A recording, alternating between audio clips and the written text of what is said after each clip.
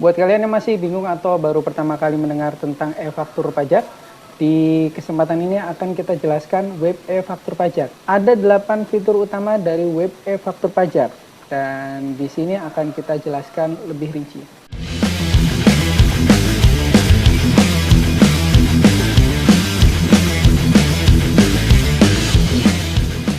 Web e-faktur pajak adalah platform online yang disediakan oleh Direktorat Jenderal Pajak atau DJP Indonesia untuk memudahkan wajib pajak dalam membuat dan mengelola faktur pajak elektronik atau e-faktur.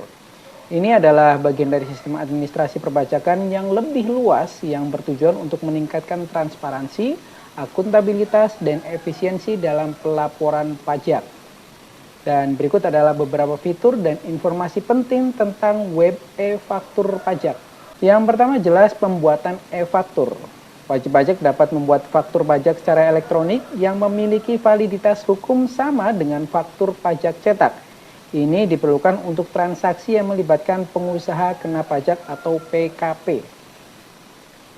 Yang kedua adalah pre-populate data. Apa yang dimaksud dengan pre-populate data? Ini adalah data-data yang diperlukan dalam pembuatan e-faktur dan seringkali sudah terisi sebelumnya. Hal ini bertujuan untuk mengurangi resiko dan mempercepat proses pengisian. Yang ketiga adalah sinkronisasi dengan DJP atau Direktorat Jenderal Pajak. Web e-faktur pajak terhubung langsung dengan sistem DJP, sehingga setiap faktur yang diterbitkan akan langsung tercatat dan terintegrasi dengan sistem perpajakan nasional. Yang keempat, pelaporan pajak. Selain membuat faktur, platform ini juga memungkinkan pelaporan SPT masa PPN, mempermudah wajib pajak dalam memenuhi kebutuhan perpajakan. Yang kelima, keamanan dan otentikasi. Penggunaan e-faktur pajak dilengkapi dengan mekanisme otentikasi yang kuat untuk memastikan keamanan data dan keaslian faktur pajak yang diterbitkan. Yang keenam, multi-user access. Web e-faktur pajak memungkinkan perusahaan dengan banyak pengguna untuk mengakses dan mengelola faktur pajak dari satu akun perusahaan ke akun yang lainnya. Untuk fitur yang ketujuh, ini tentang pembatalan dan penggantian faktur.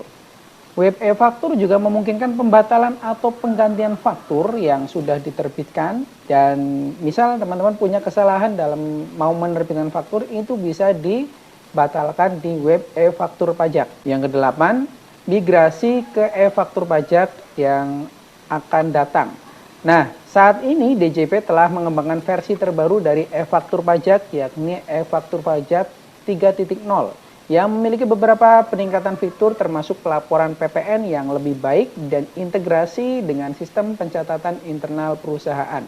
Dari ke-8 poin ini, setidaknya kamu sudah punya gambaran tentang web e-faktur pajak. Dan jika teman-teman ada kendala tentang web e-faktur pajak, biasanya tentang loginnya, itu sudah kita bahas bagaimana cara mengatasi gagal login di web e-faktur pajak. Menurut kami, web e-faktur pajak perangkat yang sangat penting bagi PKP, yaitu pengusaha kena pajak, untuk memastikan kepatuhan terhadap peraturan perpajakan di Indonesia. Dan tentunya ini mendukung upaya pemerintah dalam mengurangi penghindaran pajak serta meningkatkan penerimaan pajak negara. Gimana? Sudah ada gambaran tentang web e-faktur pajak ya? Jadi silakan dikomunikasikan jika teman-teman ada kesulitan tentang web e-faktur pajak, terutama tentang pelaporan, terus kemudian loginnya, terus ya semua tentang web e-faktur pajak.